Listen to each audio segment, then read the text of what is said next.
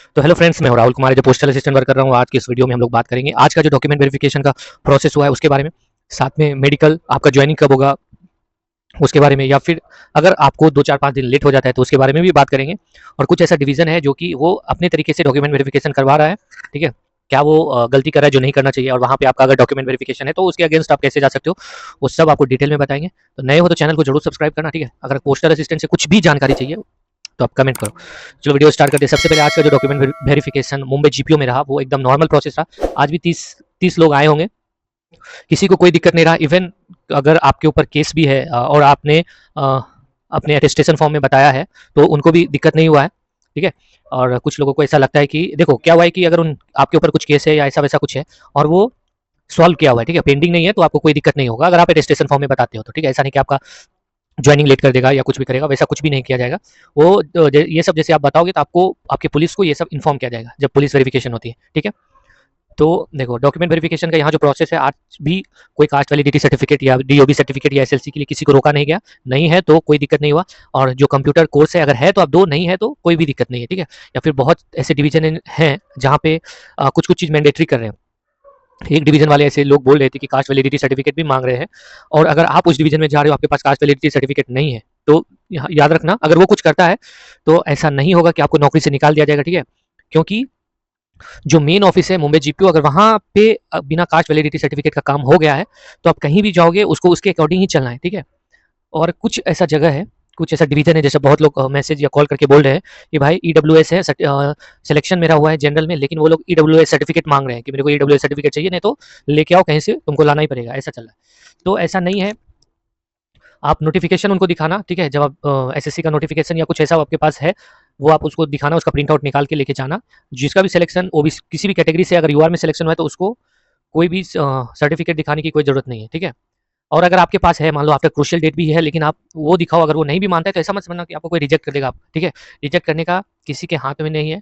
थोड़ा दिन आपको परेशान करेगा, लास्ट में उसको लेना ही पड़ेगा, ठीक। तो ये प्रोसेस हो गया मेडिकल के लिए। अभी हमारे यहाँ क्या हो रहा है, या अदर डिवीजन में भी क्या हो रहा है, जो जीटी हॉस्पिटल या जेजे हॉस्पिटल भेजा जा रहा है। तो ऐसा नहीं, जैसे बहुत लोग अब डर रहे कि जीटी में जाएंगे तो आई साइड में मुझे छांट दिया जाएगा या ऐसा वैसा किया जाएगा, तो वैसा कुछ भी नहीं। आप एक नॉर्मल लाइफ जी रहे हो तो आपको कोई दिक्कत नहीं होगा, ठीक है। और आई साइड सबका कमजोर होता है, ये कोई फोर्स विभाग का जॉब नहीं है कि आपका आई साइड कमजोर है तो आपको दिक्कत करेगा, वैसा कुछ भी नहीं है, ठीक है। आप नॉर्मल रहना बस।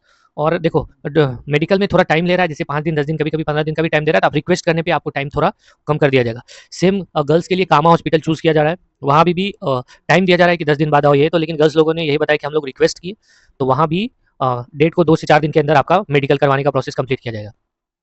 तो ऐसा चल रहा है। फिर जैसे ही आप मेडिकल करवाओगे तो मेडिकल के बाद 29 को रोजगार मिला है, इस वजह से सबको रोका गया है, ठीक है। या आपका अगर मेडिकल थोड़ा टाइम लगेगा, मान लो 29 के बाद ही मेडिकल होता है, तो आपको बाद में ज्वाइन कराया जाएगा, ऐसा कुछ भी नहीं है।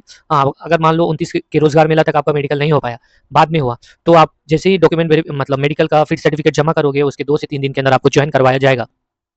कोशिश करना दिसंबर में ही ज्वाइन कर जाए, दिसंबर के किसी भी डेट को, तो आपको नेक्स्ट जो इंक्रीमेंट है वो जुलाई में लग जाएगा, ज़्यादा बेटर रहेगा। और मेडिकल एक नॉर्मल प्रोसेस अभी तक रहा है, जितने भी लोगों ने मेडिकल दिया है कोई दिक्कत किसी को नहीं हुआ है, इसलिए कोई भी डरना मत। कुछ कुछ लोगों को तो एक ही दिन में सारा रिपोर्ट देके वो फिर सर्टिफिकेट ऑफिस में जमा भी कर दिए, इसलिए जीटी हॉस्पिटल का, तो इसलिए किसी को डरना नहीं। नॉर्मल लाइफ अगर आप जी रहे हो तो आपको कोई दिक्कत नहीं है। देखो दिमाग में सबका चलता है कहीं बीपी ना निकल जाए, ये ना निकल जाए, वो ना निकल जाए, लेकिन वैसा कुछ भी नहीं है। ये जॉब फोर्स विभाग का नहीं है, फिर से बोल रहे हैं।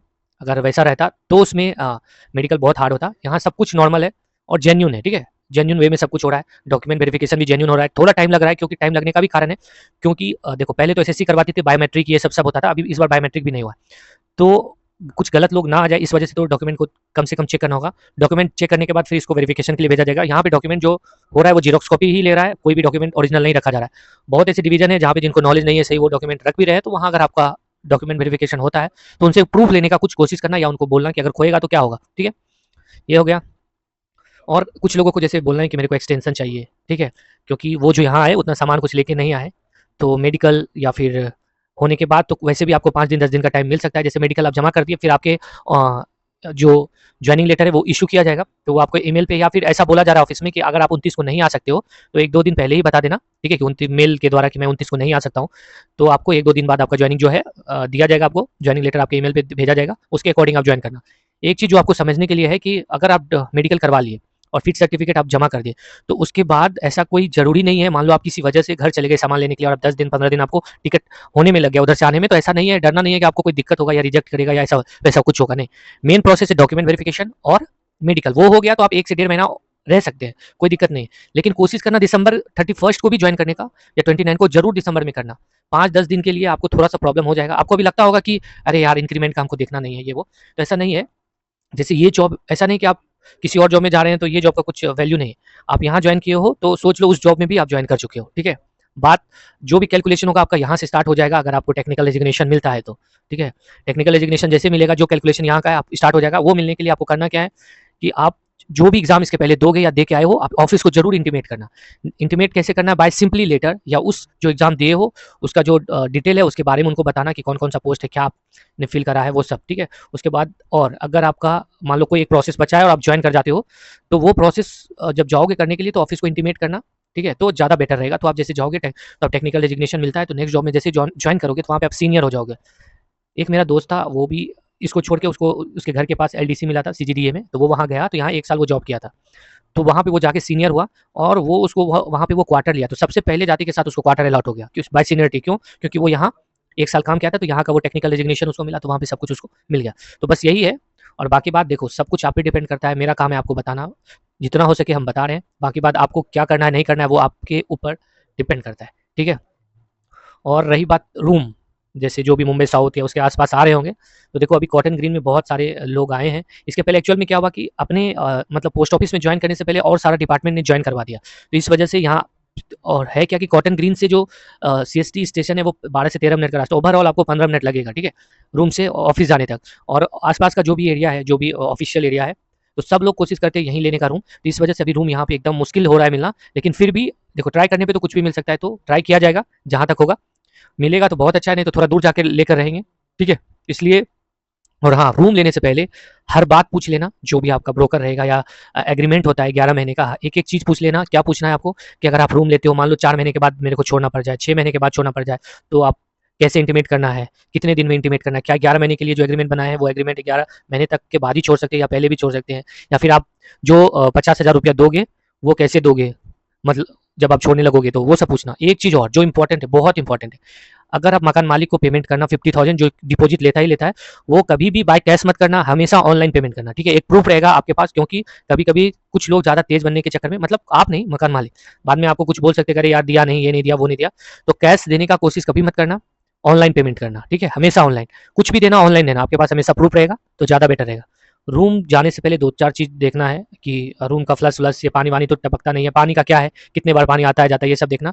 रूम लेने से पहले ये बात ध्यान करना कि आपका जो डिस्टेंस है, जैसे आप ट्रेन या लोकल ट्रेन पे चढ़ोगे या बस पे चढ़ोगे, जो भी चढ़ोगे, वो कितना डिस्टेंस पे है। मान लो 15-20 मिनट चलने का रहेगा तो वो सही नहीं रहेगा आपके लिए, क्योंकि मान लो 15-20 मिनट चलने के बाद आप स्टेशन पहुंचते हो, फिर वहाँ से ट्रेन पकड़ोगे तो वो बेटर नहीं है।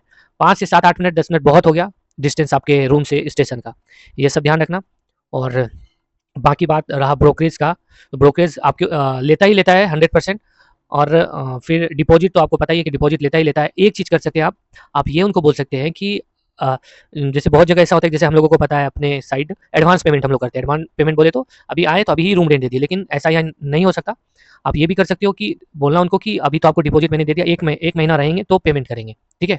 जैसे इस मंथ रहे तो उससे थोड़ा सा आपको बेटर रहेगा कि अभी मान लो आप ब्रोकरेज दिए 25,000, मतलब ब्रोकरेज सॉरी डिपॉजिट दिए 25,000 और मान लो 16-17 हज़ार का रूम रहेगा, तो 17,000 ब्रोकरेज दोगे तो इतना आपका हो जाएगा, फिर नेक्स्ट मंथ से रूम रेंट दोगे तो वो चलेगा, ठीक है। ऐसा भी होता है, आप बोलना उनको, बस ये आपके हम माइंड में दे रहे हैं। और बाकी बात, जिसको भी मेडिकल में डर लग रहा है तो वैसा कुछ भी नहीं है, सब कुछ नॉर्मल रहेगा। और जिसको भी डॉक्यूमेंट वेरिफिकेशन में डर लग रहा है कि क्या होगा, वो भी नॉर्मल रहेगा। देखो जितना लोग डर रहे थे, अभी भी हम सबसे ये पूछ रहे हैं कि आपको जितना डर लग रहा था, क्या एक्चुअल में डॉक्यूमेंट वेरिफिकेशन हो या मेडिकल में हो वैसा कुछ होता है क्या, तो सबने यही बोला कि कुछ भी नहीं होता है, सब कुछ नॉर्मल है, बस हम लोगों को डर लग रहा था। तो वैसा भी आपका नहीं हुआ है, तो आप लोग भी आराम से रहो, सब कुछ ईजिली हो जाएगा और सब कुछ आपके फेवर में होगा। हाँ, कुछ ज़्यादा सच में आपको इशू है, देखो एक बात आप हमेशा याद रखना, आपके अगर डॉक्यूमेंट में इशू है तो वो आपको खुद अंदर से लगता होगा कि हाँ कहीं मेरे को यहाँ दिक्कत ना हो जाए। मेनली आपका एजुकेशनल सर्टिफिकेट सब कुछ सही है, कैरेक्टर ये सब जो लाना है वो सही है, तो आपको कोई दिक्कत नहीं होने वाला। बाकी बात सब कुछ भगवान पे विश्वास रखो, सब कुछ ठीक रहेगा, ठीक है। चलो बाय। नए हो तो चैनल को जरूर सब्सक्राइब करना।